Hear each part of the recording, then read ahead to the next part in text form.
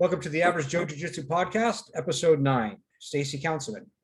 I am with Stacey Councilman today, who is the CEO and founder of the Warrior Forge Project and has studied and practiced several martial arts since 2012 and has made it her life's mission to inspire and empower women to train in self-defense and martial arts. Stacey is the VP of the Women's Jiu-Jitsu Alliance, an advanced Krav Maga instructor, a Jiu-Jitsu instructor, that's Brazilian Jiu-Jitsu, and has several world titles in Brazilian Jiu-Jitsu competition, including two-time Master World Champion, two-time No-Gi Pans Champion, and Pan American Gi Champion. Stacey currently resides in Roseville, California, where she owns and operates the Warrior's Forge and Cobra Roseville, which is located at 945 Roseville Parkway Suite 140 in Roseville, California. Welcome to the podcast, Stacey. Thank you for joining me today. Thank you for having me.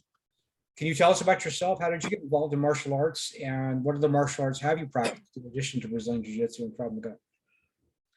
Well, when my daughter was 9, she had some social issues at school, and her counselor advised me to get her into martial arts. So I did, and it was a style of Kung Fu. And when I put her in, I had always really wanted to be a martial artist. I had always had a fascination with it ever since I was little, but I had this misconception that adults can't start martial arts, that you have to do it as a child. Right.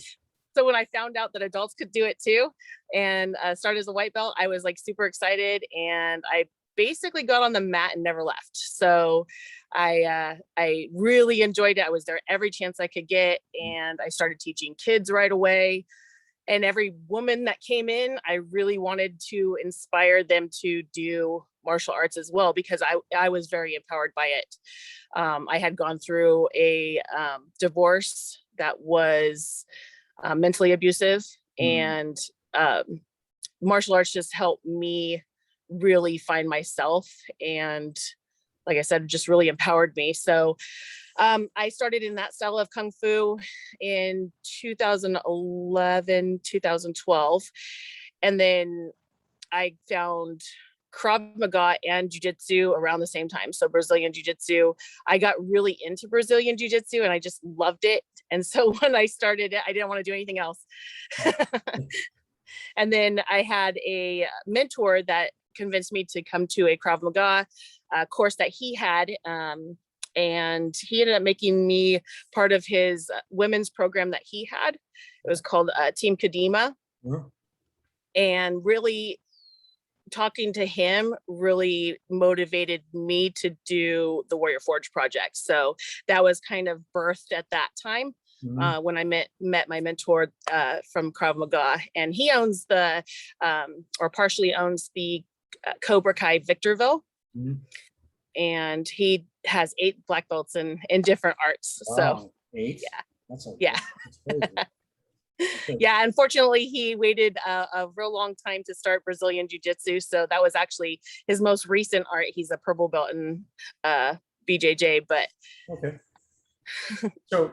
So I have never done Krav Maga.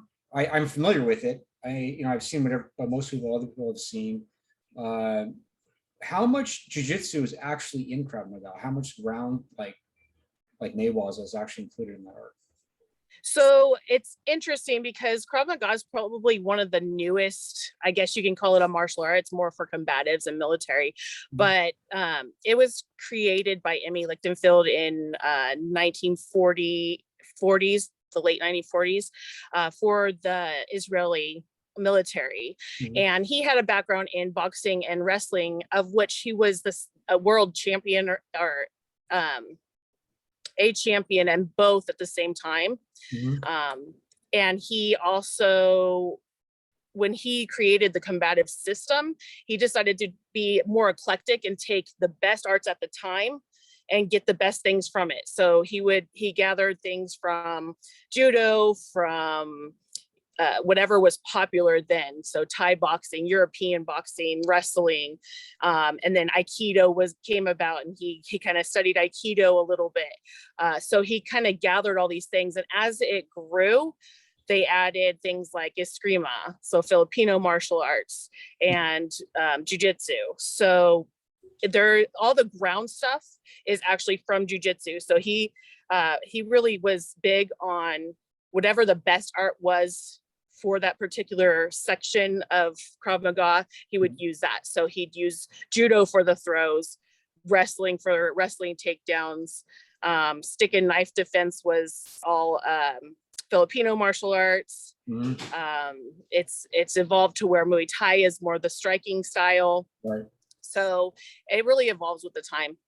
Right. Hold that thought.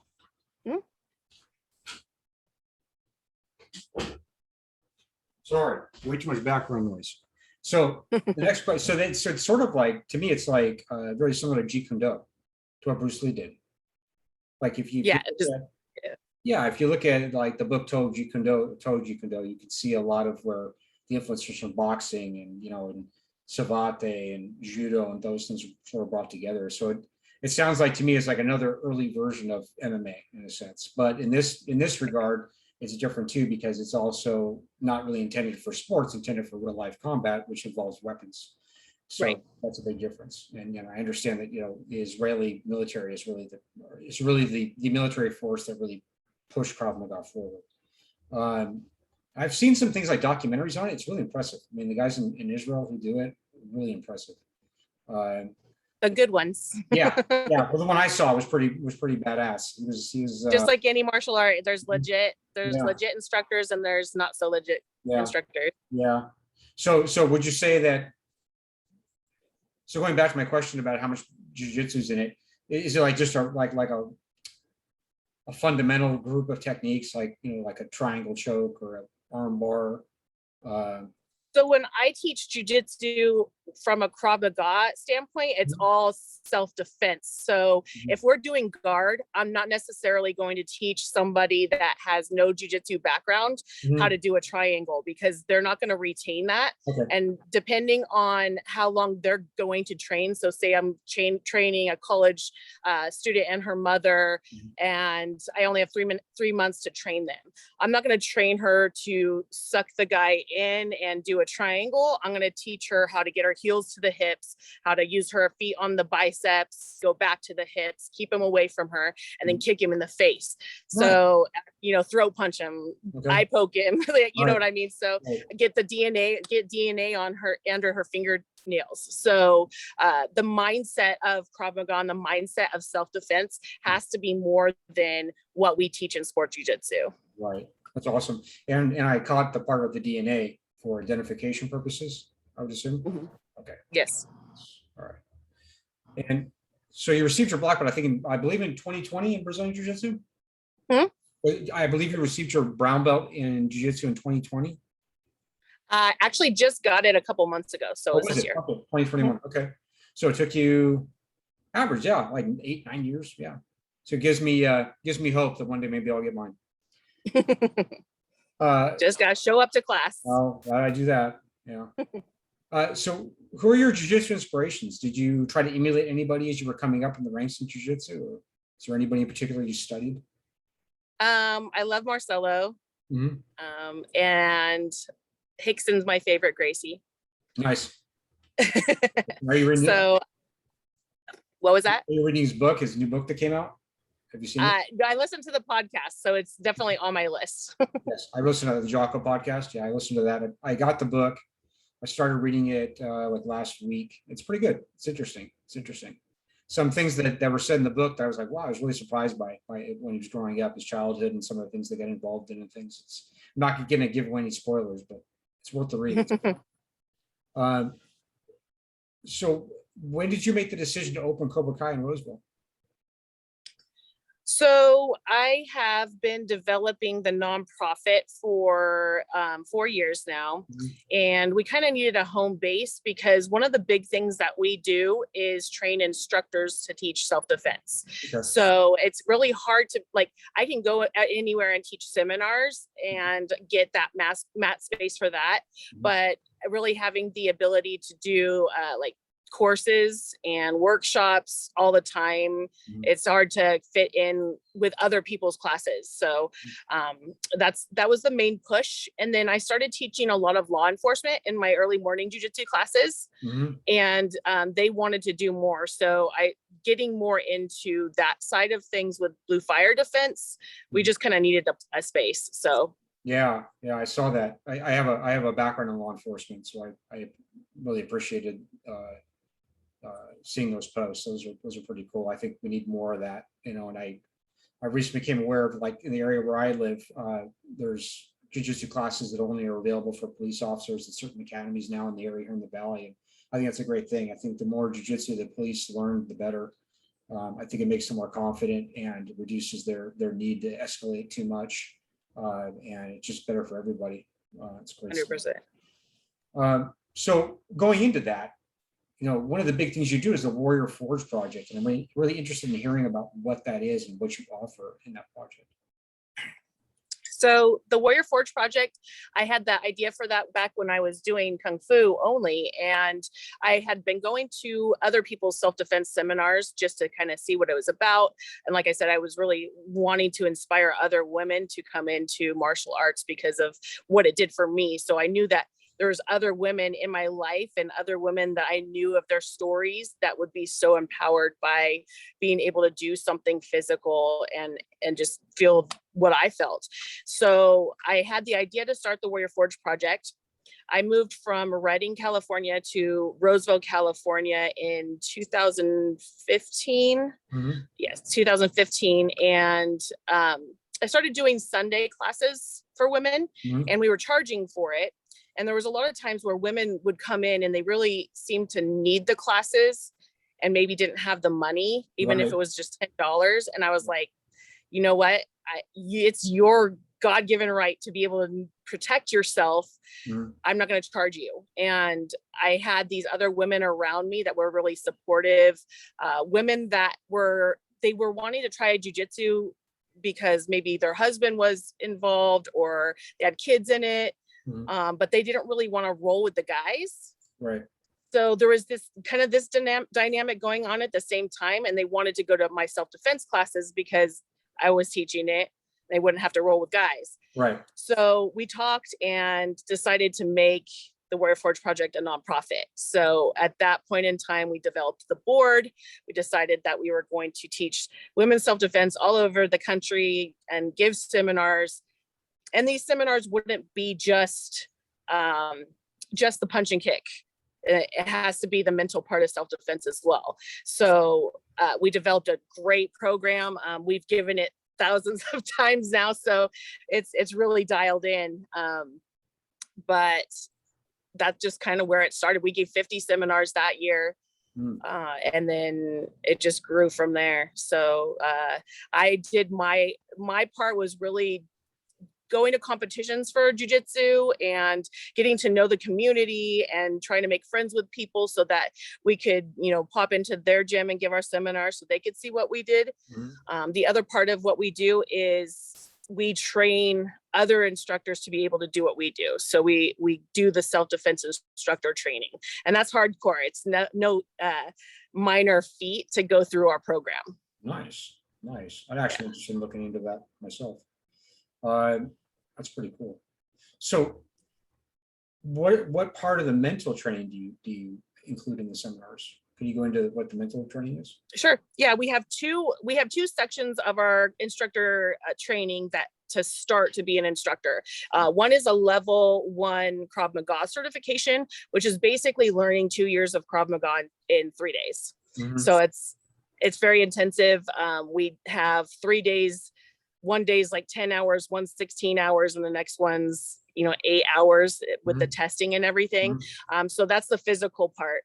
The mental part is our women's defensive tactics course. And that's basically teaching defensive tactics for civilians and in particular women, mm-hmm. Because women tend to need it more. Our programs are not just developed for women, but that's what's needed. So it's what really shines with the nonprofit.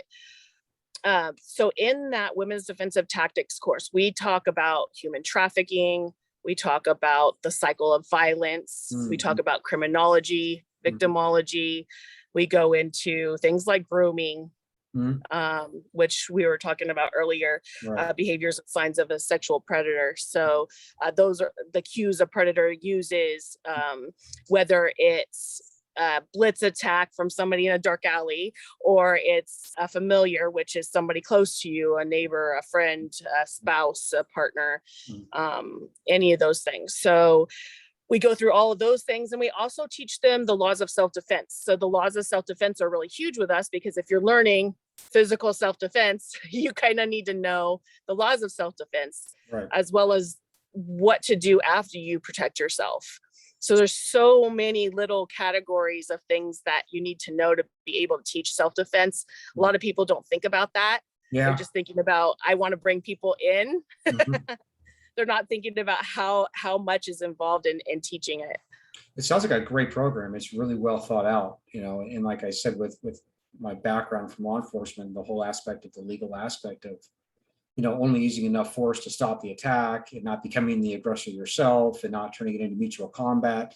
Those are all great things that people really need to know. And I think the majority of people who do martial arts for self-defense and think about, oh, if I get into this altercation, I'm going to do this. And they, I think what their intentions are probably would land them in some trouble, if they were to follow through on what they think they're going to do, Right. And that's part of it too, is the mental aspect, I think, of it too, is that, thinking, having the thought of, oh, I'm going to do this or that if somebody attacks me, compared to what's really going to happen when it really happens, because you're not really mentally prepared for it. You've never really been involved in it. It's a whole other thing.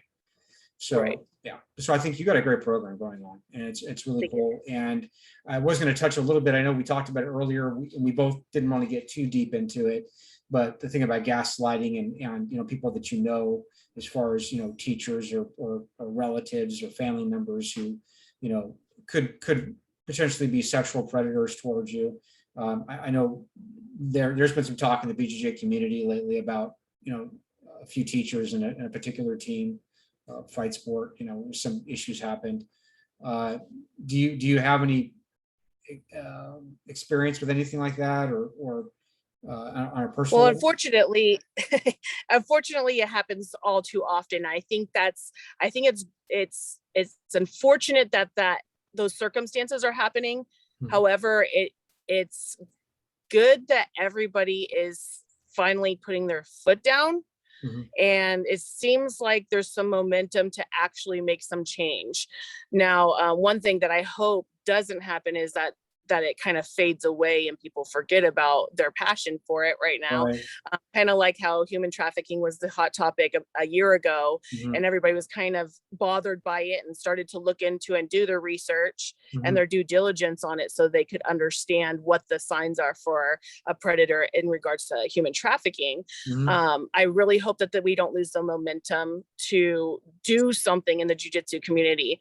I have a real close friend, one of my instructors and board members, that is a judo brown belt studying for her black belt. Nice. And in the judo community, you have to go through certain things to get your black belt. You have to do a background check.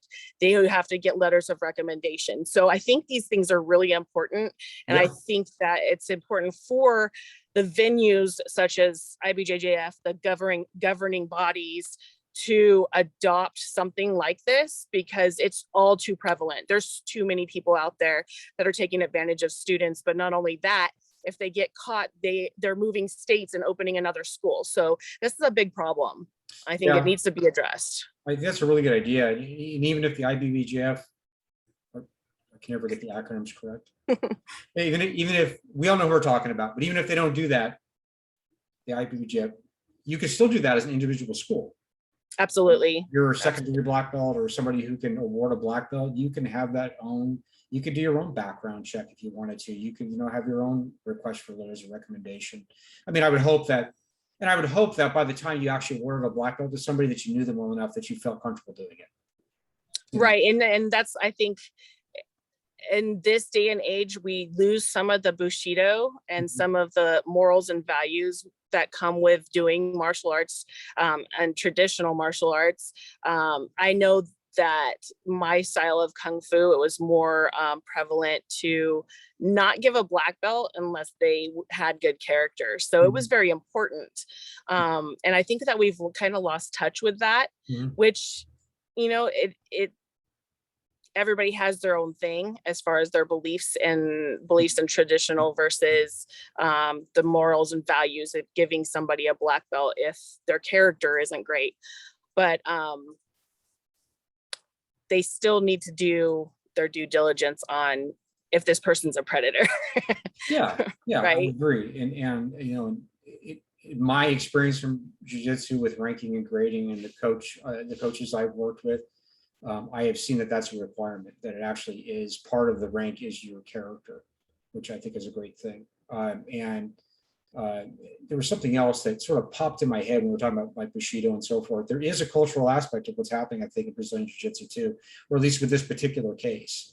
If you look at the thing that happened with Marcel, is that, you know, Cyborg and some of the other people who were sort of defending him at one time were claiming, well, you know, in Brazil, it's okay because there 14 is okay. 14 is, you know, consent.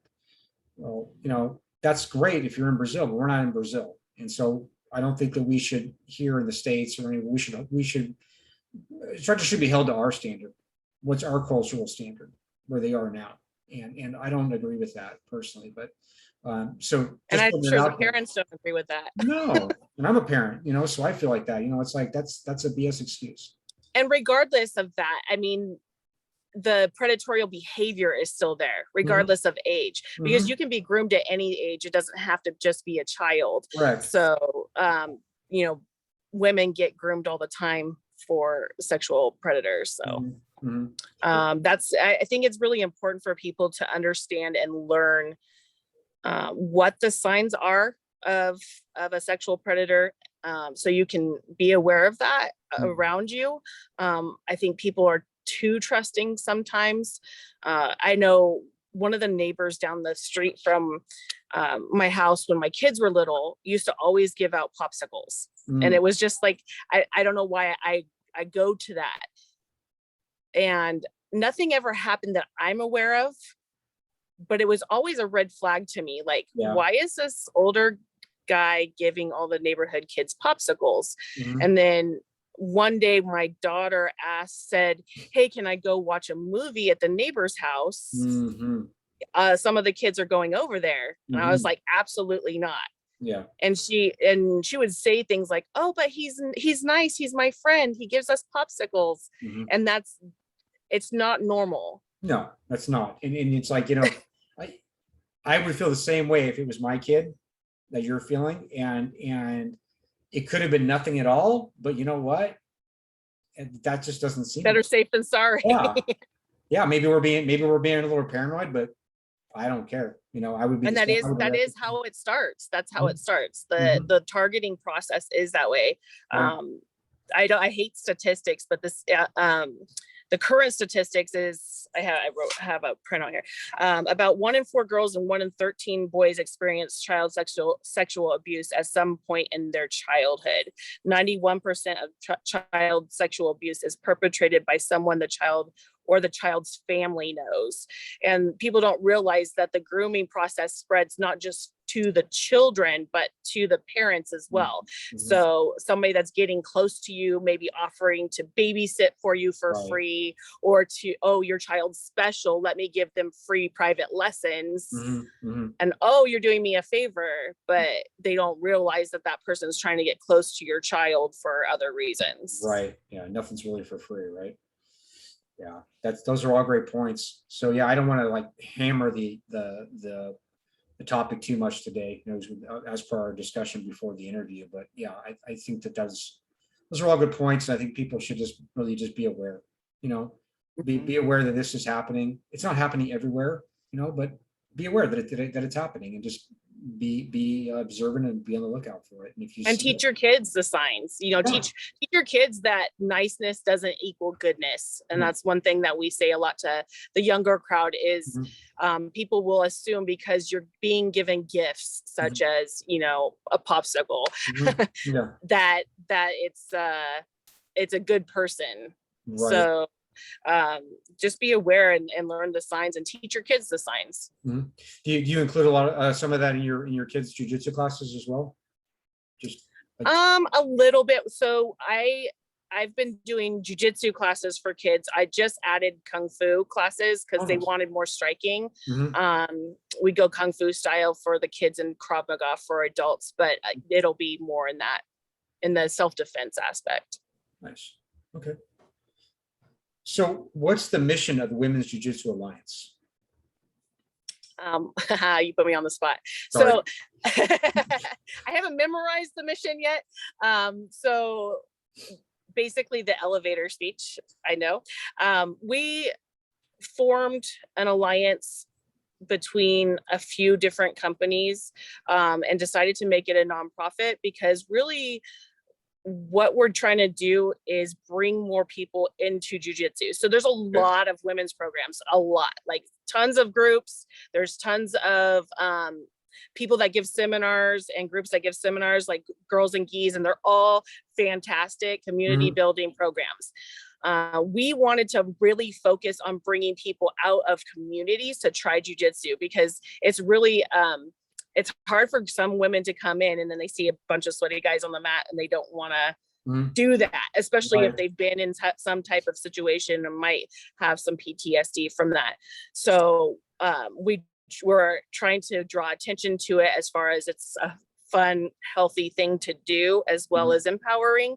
So kind of like how we do with the Warrior Forge project, where we bring people out of the communities, we want to bring women out of the communities to try jiu-jitsu. So that's our main focus. Another focus is to try to get the women already doing jiu-jitsu to help us get their family members and their friends involved. So currently, I think we're probably the only people that do this.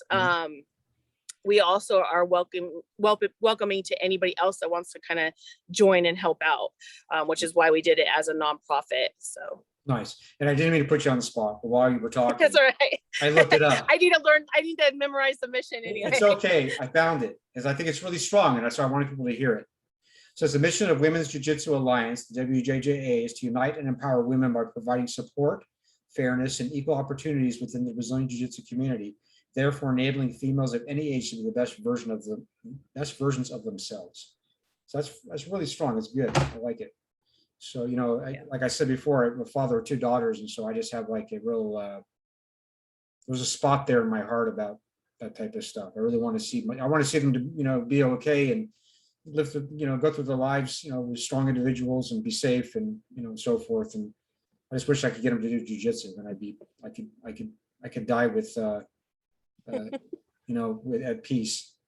But it's been very difficult. Well, we'll have to come to your town.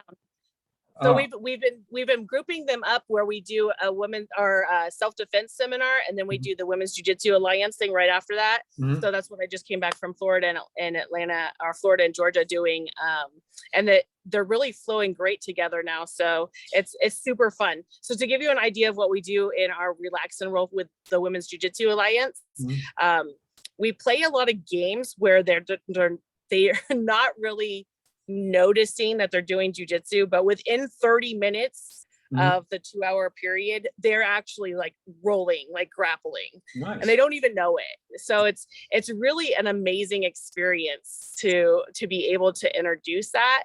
And so far, everywhere we've gone, we've had women sign up to go to jiu-jitsu. So sweet. Yeah, that's awesome. I think that's an important thing. I mean, like, I think that a lot of them, like you said, are just nervous to do, especially with men. You know, they first go in and they're really nervous. It's uncomfortable. You know, it's really, I mean, you can't get any closer really, right?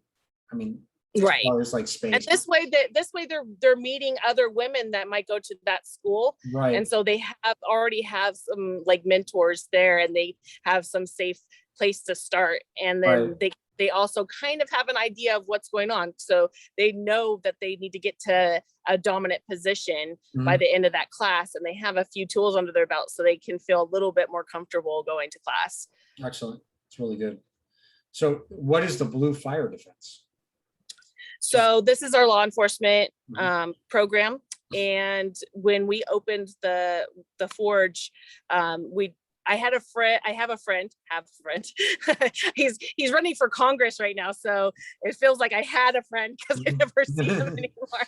But he owns a firearms company that teaches firearms and defensive tactics. And he works for DOJ, and he's done other things in law enforcement. But mostly he teaches firearms. So that's his baby. And so he was kind of looking for a place too to kind of do used for law enforcement, to have a more group setting where it can just be law enforcement. We can talk about things and then go out to the range and work on some stuff too. Nice. So that was kind of the start of Blue Fire Defense, like really creating a program. And we're not sure, but it might end up being nonprofit as well, since I know how to write them now. But we do our law enforcement classes at $60 unlimited a month. And then we work with Adopt a Cop too. So we're trying to do a deep discount for law enforcement, but we have law enforcement specific classes, and we're using Jiu-Jitsu and Krav Maga, but also I have several law enforcement officers that are helping me develop the program. So I'm really involved with them. Like we'll go over a scenario and say, okay, let's test out what Henner's doing, and then let's test out what you guys have been doing, and let's see if we can, find a middle ground, or if we can find something better. So it's really developing beautifully now, and I think that everybody needs to be open about looking at what everybody else is doing, because people are going to have things that work really well, and then people are going to have things that don't work so well. So right. What's the Adopt a Cop program? Oh, you don't know about Adopt a Cop? So look up Adopt a Cop BJJ. I don't remember the guy's name, but they basically sponsor law enforcement officers from white to blue belt. Nice. So they can apply for that, and then they give out those sponsorships. So when you donate to Adopt a Cop, that's all going into that program to be able to sponsor. Nice. So then they pay the academy up until they get the point they get their blue belt, and it's on them after. Right. Okay. Right. So it's a great little. That's a cool program. That is. I've never heard of that before. That's pretty cool. I mean, I am gonna look that up. So how about some just general jiu-jitsu questions? Some things I like to ask because they're things that interest me, and I like to get other people's opinions or get their mindset on them. What are your favorite types of, this is just jiu-jitsu, this isn't self-defense, but what are your favorite types of training? Yeah, this is just rolling with your buddies in the academy. It's just, it's just simulating murder with your friends. So what are your favorite types of training modalities for jiu-jitsu or self-defense? Don't say self-defense now, let's just say jiu-jitsu. Like, do you like to drill? Do you like flow drilling? Do you like situational rolling? Or do you just like to free roll? And why? Is that a trick question? I like all. Not a trick question at all. I know what my favorite is, but I like to see other people's favorites. I seriously like all those. I think that you need a combination of those things. I love drilling. I have always said drillers make killers. So drilling's a good thing. I love flow drills because then both partners are doing something and not getting bored. I just got out of my purple belt, so I hate warm-ups. Hey, that's where I am. Warm-up starting, I'm a ghost. We're the home of the 6-minute warm-up. We do not like warm-ups here. So we just do, yeah. So we just do just enough to like help us out, get the drill of the day or the move of the day down, and get warm a little bit. And then, if you need a workout, you can go to the gym. But and then, of course, rolling. Now, I think at my age, I really have to have some balance with rolling.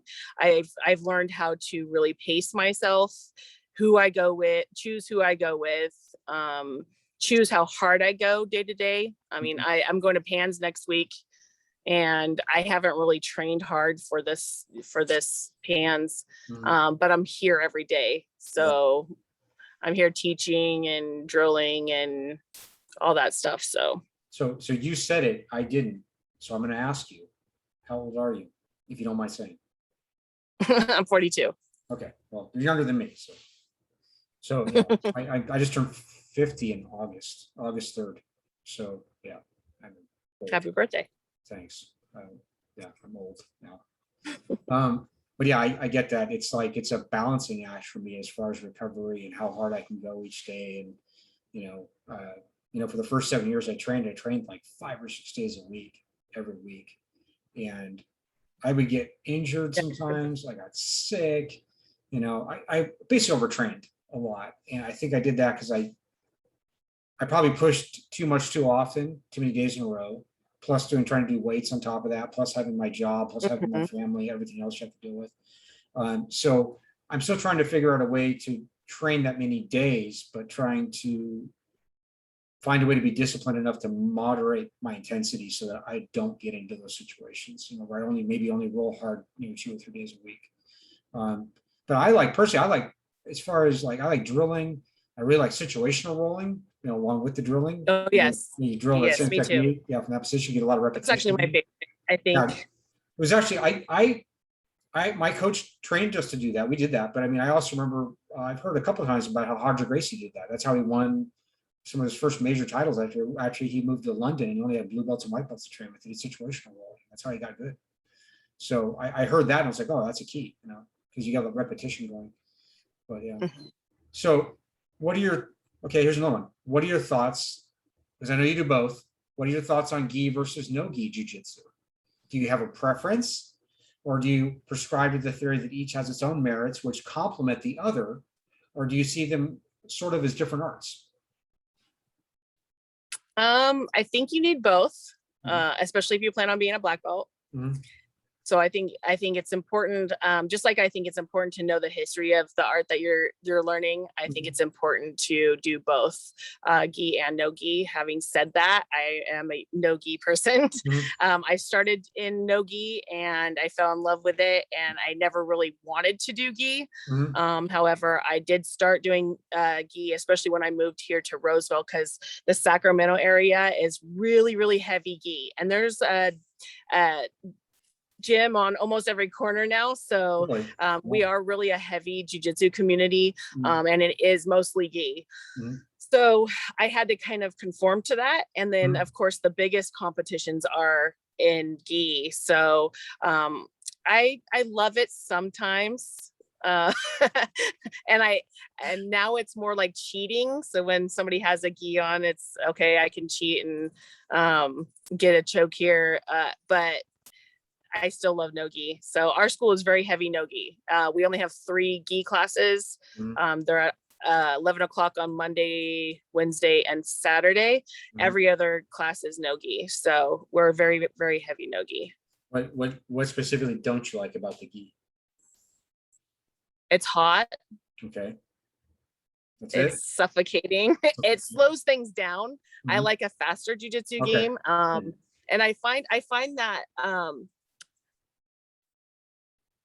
I don't know. I think maybe because I started in no-gi, I had those details earlier than other people.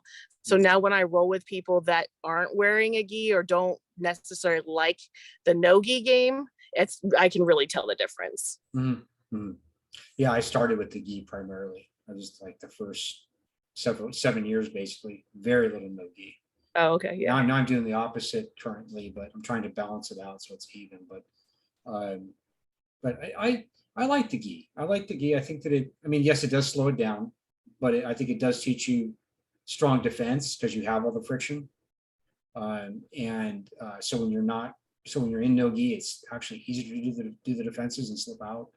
And I think that, or I prescribe to that theory, and also the theory that the no gi makes your submissions better because of the slippery factor, or you have to really have the control to make it really work. So I think they sort of complement each other. And I've heard theories about training in the gi with Nogi Grips. So again, you have the friction aspect, so that when you actually do, that's pretty much what I do. Yeah. So then when you take the gi off, it's my gi, my game is the same, whether it's in gi or no gi. I just happen to have some extra fabric in the gi. Yeah, just like Marcelo. And some extra chokes. Yeah, I remember you mentioned Marcelo in the beginning of the interview, like Marcelo Garcia. He does that, where he would say that his game is primarily the same for both. He did on purpose. That makes sense though. So I was going to ask you some self-defense specific questions, but now in hindsight, I don't know if I want to ask them, because I don't think I'm starting to feel like maybe I don't know as much about that as I thought I did. And I don't want to ask dumb questions.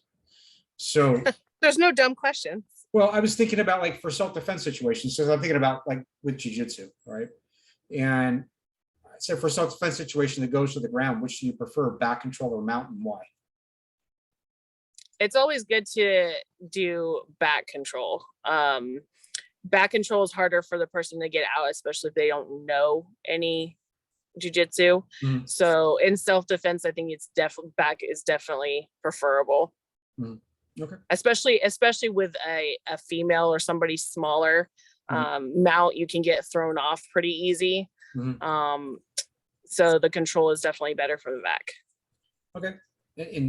That answer also leads me to remember that I think a lot of people say that too, it's better to use chokes for self-defense than like joint locks, because people really may not either feel the pain, they're not going to tap. It takes a lot to like really stop somebody with like an arm bar as opposed to putting them to sleep. Well, you're also, if you're going to the ground, that you potentially have other attackers. So it's really important that Yes. you're paying attention to that. Yeah. That's part of it. I was thinking about that too, like the whole, because before I did Brazilian Jiu Jitsu, I did Japanese Jiu Jitsu, and that's how I met a mutual friend of ours from way back. And for years we were told that, like, oh, Brazilian Jiu Jitsu is very effective because it's all good for sport, but if you go on, if you go to the ground and there's multiple attackers, you can get kicked in the head. And that sort of stuck in my head for a long time, and then I ignored all that and started training, and I love it to this day. But I still think that's a valid point. I still think that if there's multiple people, if you get on the ground, you should try to get up as fast as possible, try to get away, if at all possible. For sure. Yeah, that's what we teach in Krav. So even though we teach some jujitsu in Krav Maga, when we're doing our pressure testing, so if we're fighting against one person or we're fighting against 5 people, the rule is you can't stay on the ground more than 10 seconds or you might be dead. So it is important to get back up in a self-defense situation, not just because I've learned that in other arts, but it is important. But this leads me to the reason I started doing jujitsu was because I was doing kung fu, which is my style of kung fu is very much like Japanese jujitsu or Wing Chun. So Choi Li, it's very, very similar to Choi Li Fut. The style is called Kung Fu Sansu. And that was what I was always told, like, don't go to the ground, just finish the fight before you go to the ground. But I'm also a female and realistic. So if I get put on the ground, I wasn't feeling comfortable. When I went there, I knew that there was a hole missing. So not only was jujitsu fun when I started doing it, but I wanted to feel comfortable on the ground and fighting from the ground. And I think that's super important. So I don't like it when traditional arts will use that excuse, because it's just an excuse. It is. That's exactly right. And that's why I got involved. And I was doing it. I did traditional Japanese jiu-jitsu for 18 years after I did karate for 10 years. And I got into jiu-jitsu because I wanted to learn how to fight on the ground. It was really just appealing to me. And I didn't care what all these people had told me in that all those years prior. It was like, to me, it just didn't make sense. And I didn't feel like I felt like that was a big hole. And so I went to go check it out, and I just absolutely fell in love with it. I love jiu-jitsu now. I mean, I'll never Me too. stop. I'll do it to the day I die. Love it's just fun. It's awesome. But it also taught me a lesson in that my instinct was correct, because I went in there with a 4th-degree black belt in this other martial art I did, and I got my lunch money taken by white belts in jiu-jitsu. Yeah, you hear that so often too. So, I had no way to defend against it. I had no background in it at all to like defend against any of that stuff. And so, it solidified it for me. And that's, I'll never stop. I love jiu-jitsu. I think it's a really good art, and I think it has a lot of value. And as far as like the self-defense thing we're talking about choking, I think if it's one-on-one and you can do it safely, I think that's, in my opinion, that's probably the safest thing to do while you're waiting for the police, is just hang on their back and a little rear naked choke and keep them controlled. But like I said, call the police if you can. Have somebody call the police. Don't be the aggressor. So for self, no, I don't like that question at all now. For sport jiu-jitsu, not self-defense. Well, I guess I'll even say this for self-defense. For self-defense, if you're on the ground and you have to play like some type of guard game where you have to basically with the intention of keeping a shield between you and your attacker to get back to your feet eventually, do you prefer more of a half guard or more of a full guard? We're going to go knees in front and heels on the hips, and then we're going to kick them to the face. Okay, That's in there you go. self-defense. Okay. So different than what I was picturing, but it makes sense. It's a good, it's a straightforward answer. So I appreciate that. So going back to like just jiu-jitsu itself as a sport, can you share your thoughts on when you typically will encourage somebody to compete, or are you one of the instructors that will honestly tell a student who wants to compete who's not ready that they're not ready? I think everybody that will decide when they're ready. Some will be ready sooner than others. So I think it's important to make that personal decision. So I don't ever really pressure anybody into it. Having said that though, for my advanced instructors with the Warrior Forge project, it's important that they compete. And even if they hate it, they have to compete once or twice.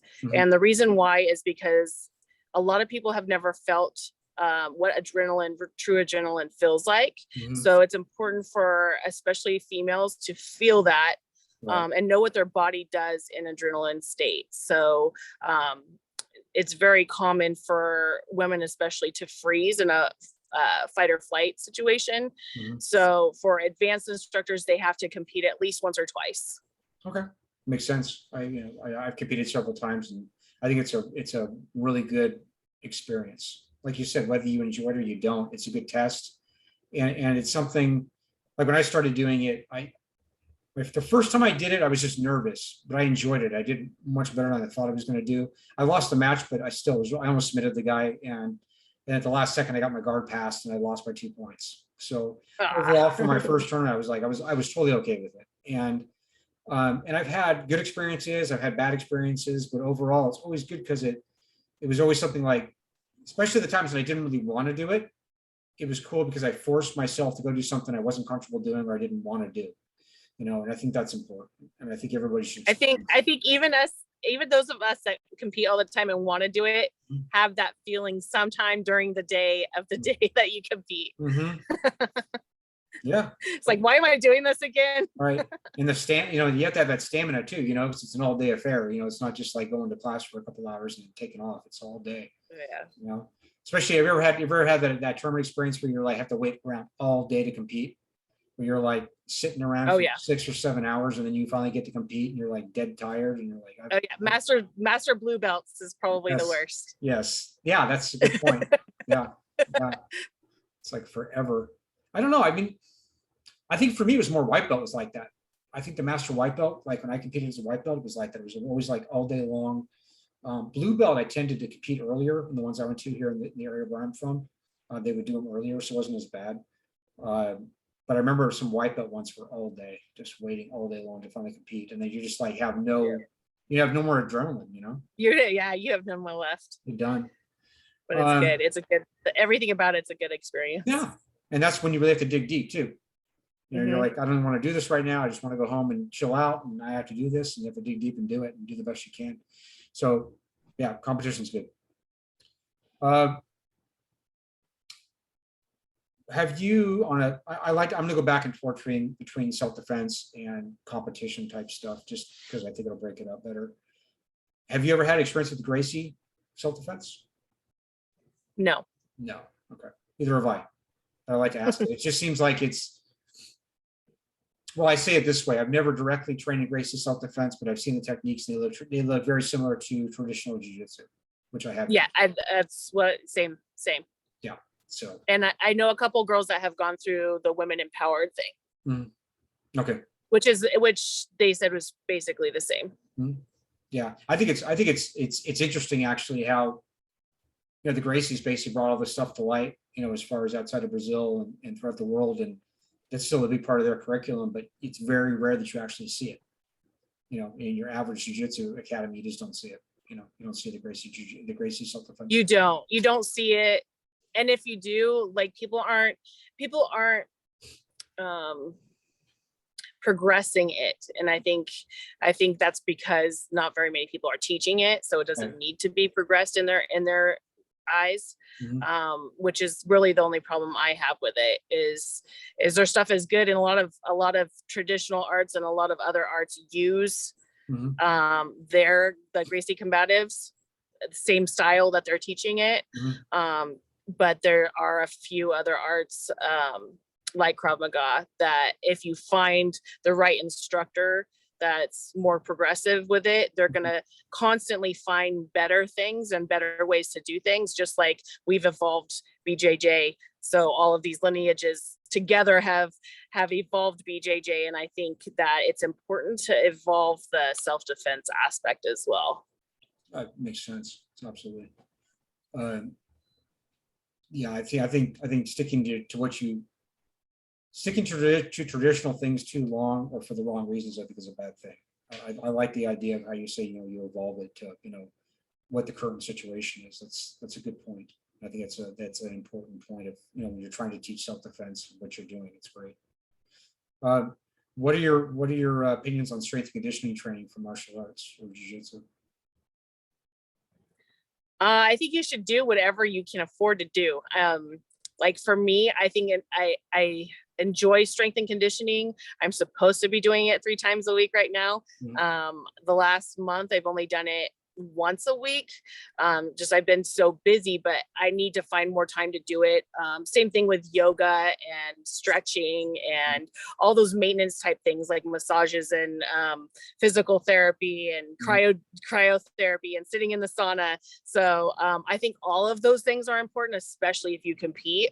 But it's really a balancing act between all of that stuff and work and, family time. So, and nutrition is probably the most underrated thing that people don't think about. Is nutrition super important when you do something this active.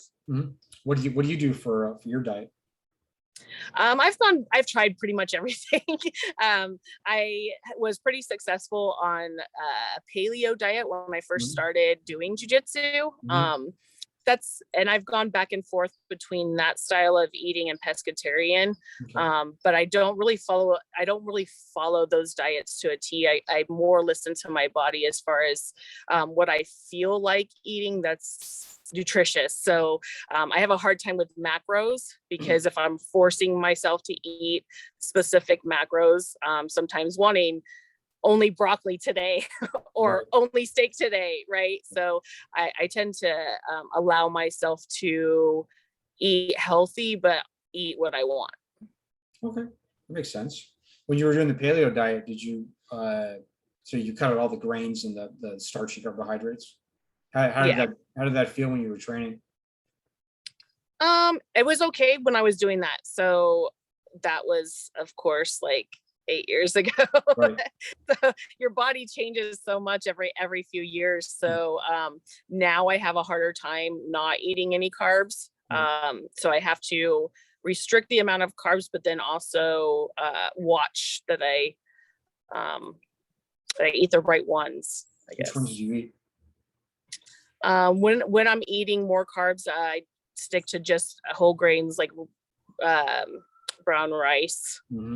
I'll eat an occasional piece of sourdough, but more focused on eating more vegetables than refined carbs.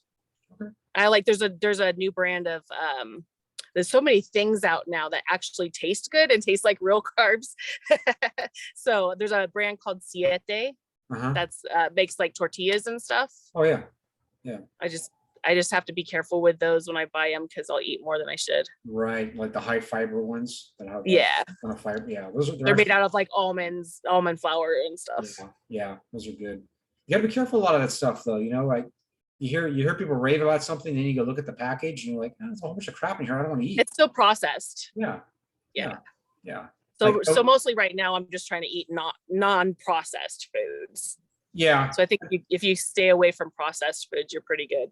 Yeah, I mean, one of my past guests, Josh, he said if you can eat something that came from the ground or had a mother, you're okay. Yeah, that Made a makes lot of sense. sense. I was like, yeah, that's a pretty simple way to do it. Yeah, yeah. And as far as strength and conditioning, for the days when you only can do it one day a week, and I can sympathize with that. What is your favorite form? What do you like to do? Like, do you like barbell movements? Do you like body weight? Do you like kettlebells? What's something that what do you feel serves you the best? Not being bored. So Yeah. any of those things in combination, Mhm. because I get really bored with that stuff if it's not, if it's the same repetitive thing. Mhm. Mhm. Uh, do you have any non-martial arts interests or talents? Well, I'm a mom. Okay. I love to cook, so I actually pretty good at cooking, hiking, paddle boarding. I have dogs, I saw that. so I saw the cooking on your Instagram. It looks really good. I saw the dogs. I love dogs. I have a dog too. I'm Uh, building a house right now. yeah, I saw that too. That's nice. Where is it at? Not, don't have to give me the exact location, obviously, but you It's know, in Colfax. Kovacs. So Colfax is kind of between Sacramento and Tahoe. Nice. It's a beautiful home. It's really nice. It's really Thank you. cool. Way out in the middle of It's been an adventure. you guys, and you had the fires come recently too. That a little bit of a scare with that. Yeah, it was scary. Yeah. Yeah, we had to evacuate, but Everything okay though with your place? yeah, Okay, everything's good. good, good. So people can contact you on Instagram at Twisted Ninja. I like the name. It's pretty cool. Or at Cobra Kai _ Roseville, or at Warrior Forge Project. And your website is thewarriorforgeproject.com. Correct. Yep. Okay. Well, thank you very much today for joining me. I appreciate it. You know, we had to scramble to get a date set and everything, and it took a little Yeah, bit of sorry time. about No, don't apologize. Things happen. This is life. You know, I'm the same way. I'm always scrambling around. So, but I really do appreciate you taking time out of your day to, you know, speak to me today and answer these questions and have this conversation. And hopefully you can come back at a later date. We can talk about more about the Warrior Forge project and your self-defense program and how it's anytime. going. And thank you very much. Have a great Thank you. day. Okay, thanks.